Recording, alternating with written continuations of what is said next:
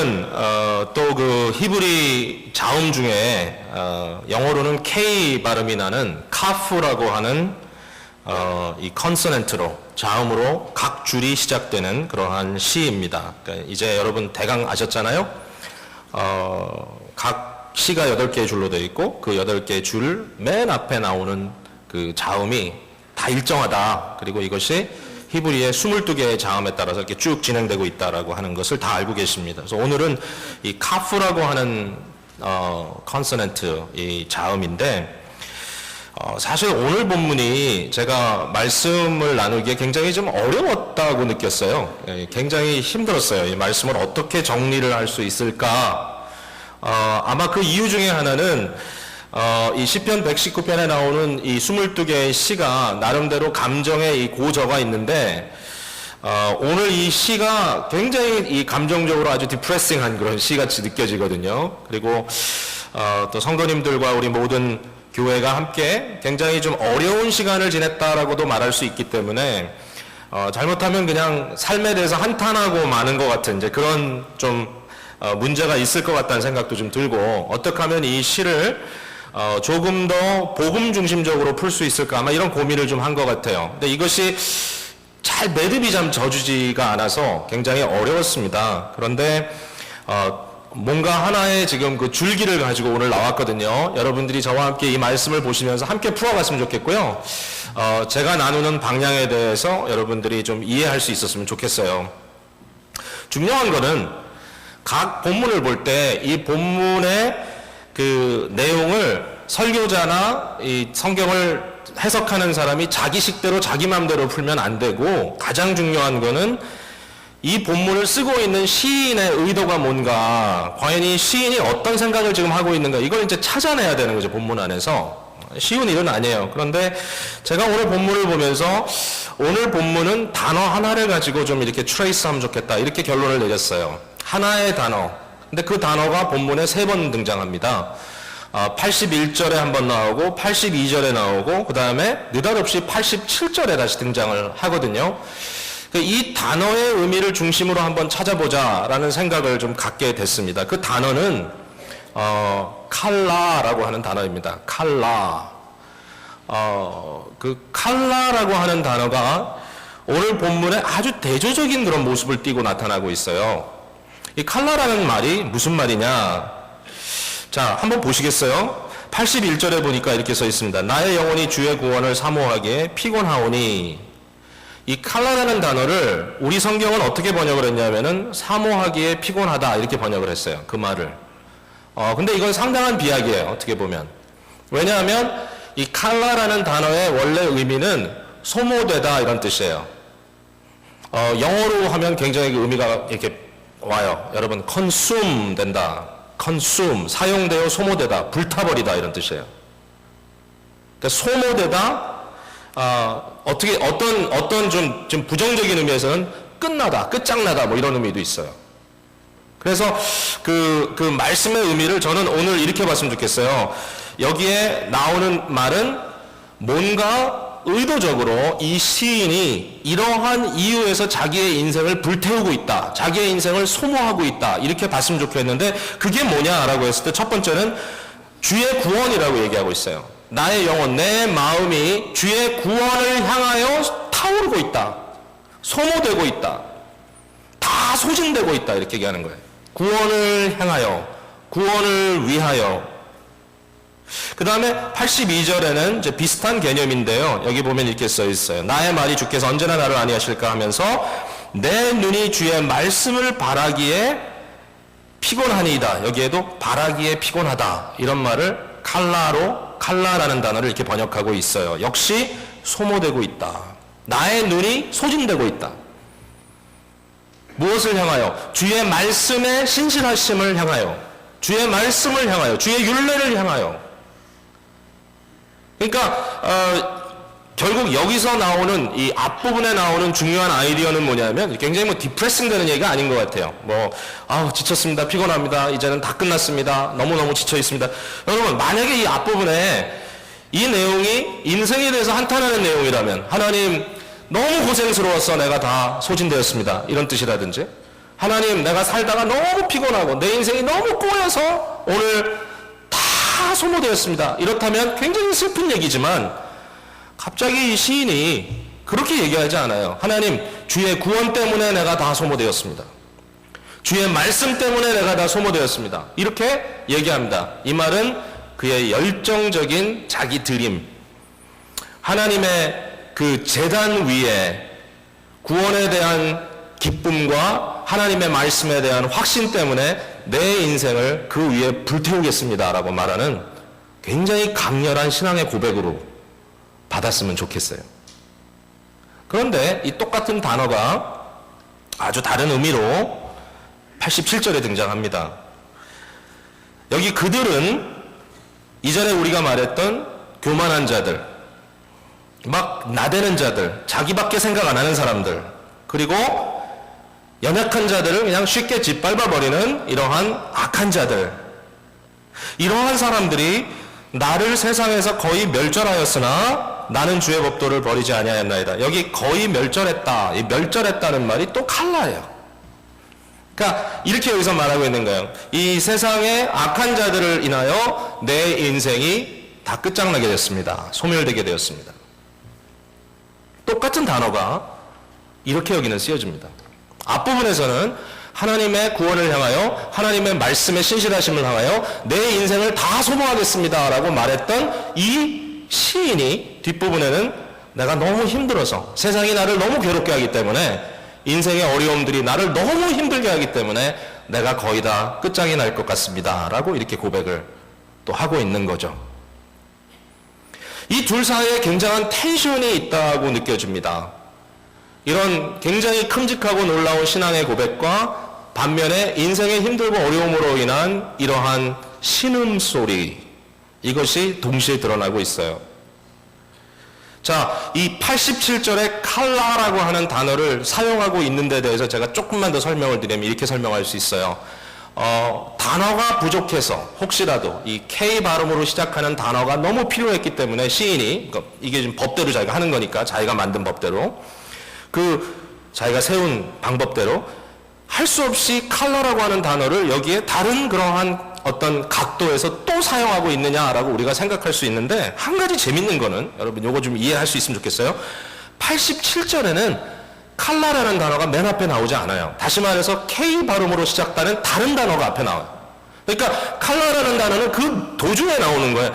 다시 말해서 이 단어가 필요해서 쓰는 것이 아니에요. 이 단어가 아니라도 이것을 설명할 수 있는 다른 단어가 충분히 있어요. 그럼에도 불구하고 이 시인은 앞에서 사용했던 칼라라는 단어의 방향을 바꿔서 87절에 다시 사용하고 있어요. 의도가 보인다는 거죠. 다시 말해서 뭔가 이 시인이 말하려고 하는 의도가 여기에 드러나고 있다라고 하는 것입니다. 자, 이 두 가지의 이 칼라, 하나는 세상 일이 너무 힘들고 피곤해서 내가 소모됩니다라는 말과, 이쪽에는 하나님의 구원의 약속과 하나님의 말씀의 신실하심 때문에 내 열정을 다 불태웁니다라고 하는 이 면, 이 두 가지의 면에 이 텐션을 가지고 오늘 말씀을 봤으면 좋겠어요.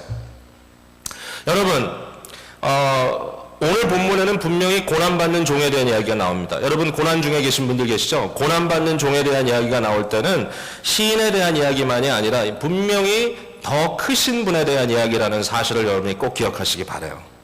예수님에 대한 거예요. 물론 모든 성경이 예수님에 대한 거예요. 그러나 오늘 본문에 나오는 이 suffering servant, 고난당하는 종은 예수 그리스도에 대한 그림자라고 하는 것을 우리가 꼭 기억해야 돼요. 성경을 해석하는 중요한 방법이에요. 자, 한번 찾아보실래요? 누가복음 24장.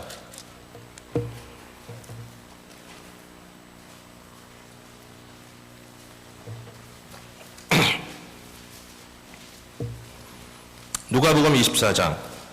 맨 마지막이에요. 누가복음. 거기 25절부터 엠마오로 가던 제자들 두 사람을 만나서 부활하신 예수님께서 그들에게 하신 말씀입니다. 25절부터 이르시되 미련하고 선지자들이 말한 모든 것을 마음에 더디 믿는 자들이여, 그리스도가 이런 고난을 받고 자기의 영광에 들어가야 할 것이 아니냐 하시고, 이에 모세와 모든 선지자의 글로 시작하여 모든 성경, 구약 성경을 의미합니다. 여기에 쓴 바 자기에 관한 것을 자세히 설명했다. 예수님께서 부활하신 후에 엠마오로 가는 두 제자에게 구약 성경에 대한 내용을 가지고 자기 얘기를 했다라는 거죠. 그 다음에 부활하신 주님께서 나머지 제자들에게 나타나셔서 44절로 한번 가보세요. 또 이르시되 내가 너희와 함께 있을 때에 너희에게 말한 바 곧 모세의 율법과 선지자의 글과 시편에 나를 가리켜 기록된 모든 것이 이루어져야 하리라 할 말이 이것이라 하시고 이에 그들의 마음을 열어 성경을 깨닫게 하셨다.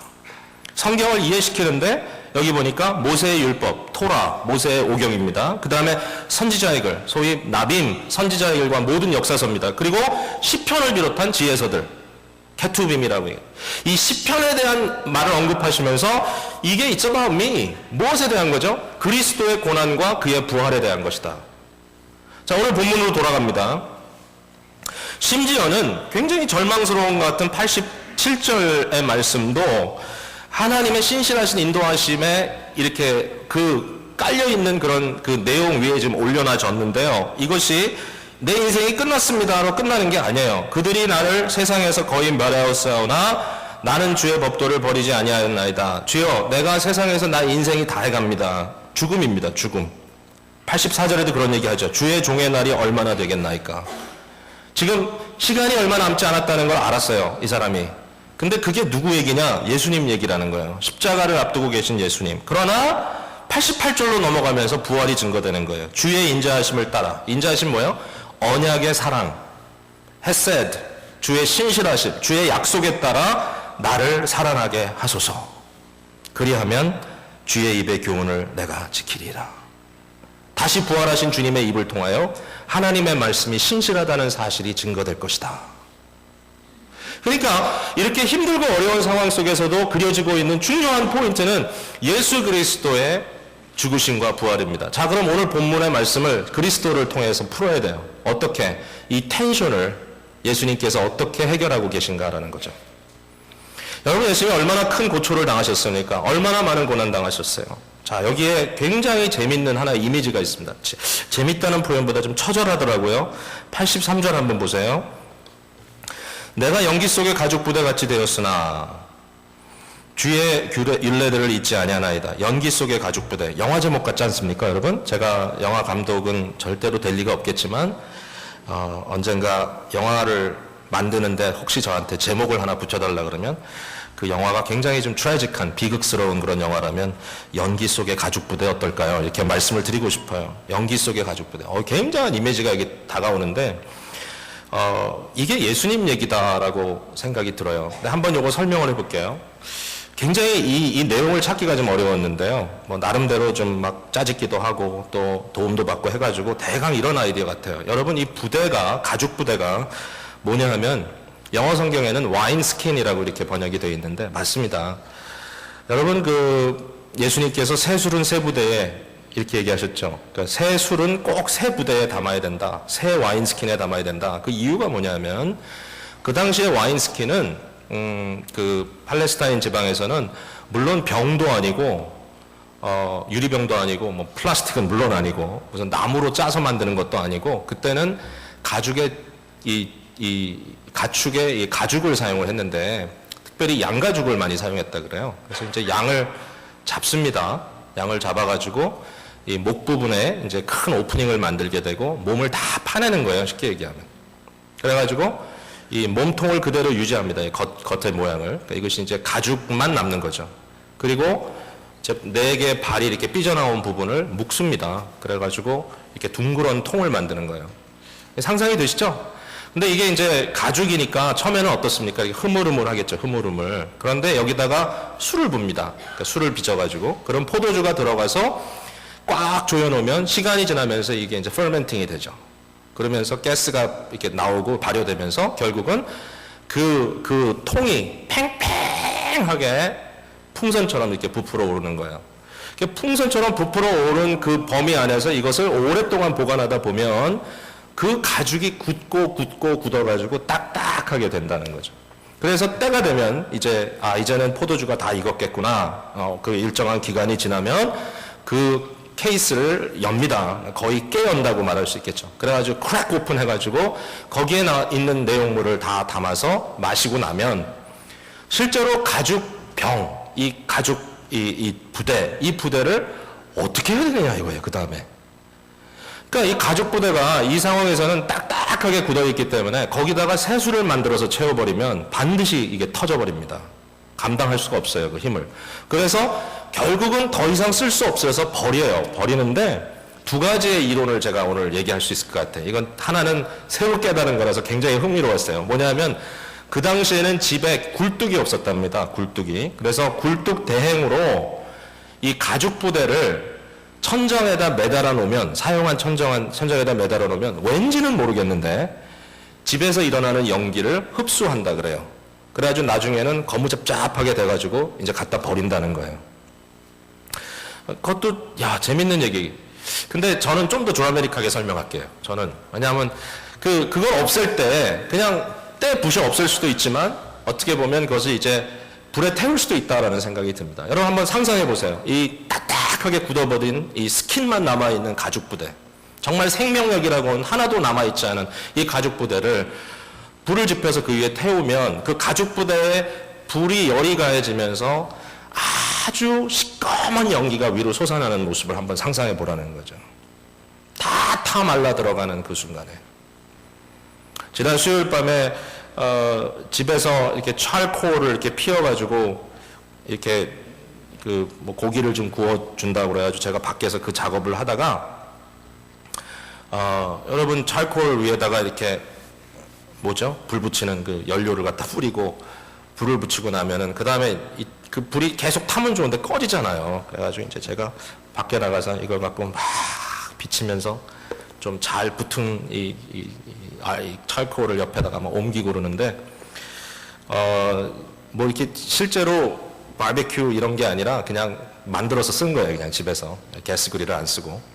근데 이렇게 좀 높은 곳에 있었는데 제가 이렇게 하다가 실수를 했어요. 제가 그렇지 않아도 별로 안 보이는 눈이 글로 싹 지나갔는데 그 거의 시퍼런 연기가 이렇게 밑에서 쫙 올라오다가 이쪽 눈을 팍 치고 지나갔는데 그 순간에 이 눈이 그냥 눈물샘이 팍 터지는 것 같더라고요. 그러니까 뭐 느낌이 맵다 이게 아니라 그냥 팍 터지면서 눈물이 쏟아지는데 그 다음부터 이러고서 이제 지나갔는데 그 눈물 닦은 끝날 줄 알았어요. 근데 지금까지 아파요, 얘가. 얼얼해. 그러니까 이게 이 전체가 이쪽이 좀 이렇게 뭐 연기에 뒤었든지 뭐 그렇게 된 것 같아요. 많이 좋아지긴 했는데 며칠 동안 아주 막 빡빡하고 힘들었어요. 근데 그 일도 이 본문을 좀 더 현실적으로 보라고 이렇게 주시지 않았나. 이 설교자의 인생이라면 이처럼 뭔가를 좀 잡기 위해서 그 생각이 갑자기 나는 거야. 야, 연기가 이렇게 이 심각한 스모킹 연기가 이렇게 나는데 거기에 정말 삐쩍 마른 이 와인스킨이 소모되는 그곳에서 불타 없어지는 그 모습을 한번 상상해 보라. 그러면서 이 시인이 내 인생이 그와 같다. 눈물 나잖아요, 진짜. 근데 그 예수님께서 십자가에 달리신 그 모습이 좀 굉장히 그런 모습 같다는 생각이 좀 들어요. 왜냐하면 주님께서 십자가에 달리셨을 때 이 물과 피를 다 쏟아내신 다음에 사실 십자가상의 죽음이라는 것은 이건 quick death가 아니에요. 금방 죽는 게 아니에요. 십자가상의 죽음은 며칠 동안 사실은 이 해에 계속 그 강한 해에 스콜칭 되면서 정말 비틀어지면서 말라져 죽는 거예요. 이 힘든 죽음을 주님께서 당하시는데 그 순간에 주님께서 뭐라고 얘기하시냐면 내가 목마르다라고 외치셔요. 하나님의 진노의 불이 그에게 쏟아졌을 때 그는 온몸이 다 타들어가는 연기 속에 가죽 부대 같이 그의 몸이 소모되고 있습니다. 그게 십자가의 비참한 슬픔입니다. 자, 근데 그 주님께서 이 모든 상황에 대한 이야기를 할 때에 거기서 끝나는 게 아닙니다. 마지막에 우리 주님께서 십자가에서 놀라운 외침을 하시고 인생을 마치시죠. 그 순간에 숨을 거두시죠. 어떻게 하죠? 내가 다 이루었다 이렇게 얘기합니다. 그 말은 끝장났다는 말이 아니에요. It is finished. 다 이루었다. 이 단어라고 저는 생각해요. 칼라. 물론 그런 말로 기록되어 있지 않고 헬라어로 기록이 되어 있긴 하지만 예수님은 아람어 히브리어를 하셨으니까 I am consumed. 이 말이 끝났다, 끝장났다, 멸망당했다 이런 말이 아니라 하나님의 구원의 역사를 위하여 하나님의 말씀에 신실하심을 내가 부응하기 위해서 나의 인생을 완전히 십자가 위에 완전히 이 altar, 이 제단 위에 불살았다라고 하는 주님의 선언입니다. 여러분, 우리에게 세상살이의 고통이 많아요. 그런 생각이 요새 많이 들어요. 참 사는 게 쉽지가 않다, 어렵다, 어려움이 많다. 사업도 힘들어요. 어떤 분들은 아마 시편 87편에 나와 있는 구절을 여러분이 이렇게 기도할 수 있을 것이죠. 주여, 이제 사업이 거의 망하게 되었사오니 어찌합니까? 이제는 진짜 뱅크럽 되겠습니다. 하나님, 거의 망하게 되었습니다. 내 육신이 거의 망하게 되었습니다. 내 자녀들이 더 이상 갈 데가 없을 정도로 힘들어합니다. 아니, 이렇게 가다가 어떻게 되겠죠? 나의 관계, 인생이 외롭고 영적으로 감정적으로 비틀어지고 너무너무 힘들고 어렵습니다. 주님, 너무 어렵습니다. 자, 그런데 여기에 이제 예수님의 모습을 여러분이 보셔야죠. 맞습니다. 인생은 어렵습니다. 인생이 쉽다면 사실은 인생이 아니겠죠. 타락한 인생, 죄 안에 있는 인생, 가다가 결국은 소멸되는 인생, 인생의 허무함을 이야기하는 게 맞죠. 그러나 주님께서 우리에게 주시는 복음의 메시지는 뭐냐면은 여러분의 인생이 세상 고에 의해서 소모되는 대로 그대로 둘 것이냐, 아니면 그 칼라의 경험이 도리어 하나님의 구원을 향한, 하나님의 말씀의 신실함을 향한 여러분의 삶을 던지는 헌신의 태움이 될 것이냐, 이 중요한 갈림길 속에 우리가 있다는 거예요. 예수님이 우리에게 보여주신 것은 십자가를 향하여 예루살렘으로 얼굴을 탁 그쪽으로 향해가지고 고든 마음으로 끝까지 가신 예수님의 모습이에요. 사랑하는 성도 여러분, 오늘 주님께서 여러분을 부르십니다. 사명의 길로 부르세요. 인생을 한탄하고 인생의 고통과 어려움을 그냥 마음으로 고통스럽다 하는 것이 아니라 이 고난과 환난이 도리어 승화되어서 내 인생에 주어지는 많은 힘들고 어려운 것들도 하나님의 구원이 옳고 하나님의 말씀이 신실하고 사나 죽으나 내가 주의 것이고 주의 역사가 이루어질 거라고 하는 확신을 더 크게 드러내기 위한 삶으로 주님 앞에 헌신하겠습니다. 내 인생을 태워버리겠습니다. 주를 위하여 나의 삶을 던지겠습니다. 이러한 아름다운 고백이 되기를 간절히 바랍니다. 성도 여러분, 선교지 갔다 오면요, 사람들이 좀씩 바뀌어요. 뭐 그냥 확 바뀌어서 그냥 인생에다 뒤집어지면 더 좋은데, 뭐 그렇게는 안 돼도 어느 정도 바뀌어요. 어떨 때는 그냥 짧은 기간을 갔다 와도 삶이 바뀌어요. 근데 이런 얘기예요. 자기가 여기서 살 때는 일하는 게 너무 지루하고 내가 왜 이렇게 살지? 좀 젊을 때는 돈 버는 재미라도 있고 뭐 미래에 대한 어떤 기대도 있고, 근데 점점 시간이 지나면서 모든 게 다 허무한 것 같고 결국 이렇게 그냥 소모되다가 내 인생이 끝나나 하루하루 살아가는 게 너무 힘들고 지치고 비즈니스도 너무 어렵고 그냥 피곤하고, 오늘 아침에도 어떤 분한테 어떻게 비즈니스 괜찮으세요? 그냥 피곤하죠. 뭐. 그 말이 맞아요. 피곤하고 맨날 똑같은 냄새 맡으면서 그 일을 해야 하고. 그런데 선교지를 갔다 오니까 갑자기 이런 얘기를 해. 내가 더 열심히 일해야 되겠다. 내가 더 와이셔츠도 더 열심히 빨고, 내가 더 요리도 열심히 하고, 샌드위치도 열심히 만들고, 열심히 돈도 벌고, 내가 열심히 더 애쓰고, 심지어는 내 아이들도 좀 더 열심히 키우고. 왜? 자기가 하는 수고가 하나님 나라의 구원의 역사와 연결되어 있다고 하는 연결고리를 발견하고 온 거예요. 내가 헌신할 수 있구나, 내가 드릴 수 있구나. 그때에 나타나는 마음의 기쁨은 뭐죠? 내 인생이 허무한 쳇바퀴 속에 소모되는 것이 아니라 내 인생이 하나님의 구원의 말씀이 옳다는 것을 증명하는 삶이 될 수 있겠구나. 여러분, 오늘 이 순간에 하나님의 귀하신 사람들로 다시 다 여러분 마음속이 새롭게 재정립돼서 오늘 이 본문의 말씀이 슬픈 고백이 아니라 헌신의 선포가 되기를 간절히 부탁드립니다. 기도하겠습니다. 이 시간에 말씀을 여러분들이 생각하면서 각자 헌신의 기도를 주님 앞에 좀 드려주시고요. 삶에 힘들고 어려운 것들을 주님께 그냥 고백했으면 좋겠습니다. 여러분, 고백하시면서 주여 내가 굉장히 힘든데 이 과정을 통해서도 주가 옳다, 주의 구원이 옳고 주의 말씀이 옳다는 사실을 내가 증명하고 살아가게 해 주시옵소서. 주께서 인도해 주시옵소서. 이렇게 함께 우리 통성으로 기도하겠습니다. 사랑의 아버지 하나님 감사합니다. 오늘도 주님께서 저희들에게 귀한 은혜를 허락해 주심으로 주 앞에 나와 말씀을 듣고 다시 한번 주님의 뜻을 헤아릴 수 있는 귀한 축복을 주신 것 감사합니다. 아버지 하나님, 우리 주 예수 그리스도께서 고난당하셨지만 그러나 우리 주님께서 다시 부활하셨다고 하는 사실을 말씀을 통해서 우리가 증거받는 바, 특별히 우리의 인생에 삶의 고통과 고난의 문제가 있지만 그러나 그것을 우리가 그냥 세상에서 허무하게 아무 의미 없이 소모되는 것이 아니라 도리어 그 안에서 하나님의 나라가 선포되고 주의 말씀의 신실하심이 증거된다는 사실을 주님 앞에 고백하기를 소망합니다. 오 주여, 오늘도 주님 우리의 삶 속에 더 큰 헌신과 사랑의 고백이 있게 하여 주옵소서. 사랑해 주님 감사합니다. 오늘 주님께서 주신 말씀을 통하여 더욱더 충성된 마음으로 우리의 삶을 열정적으로 불태워 주의 구원과 주의 말씀의 신실하심을 증거하는 저희들 되게 하여 주시옵소서. 오늘도 귀한 자매들의 고백과 저들의 증거를 통하여 오늘도 귀한 성도들을 세례하기를 원합니다. 하나님 영광 받아 주옵소서. 예수님 거룩하신 이름으로 기도합니다. 아멘.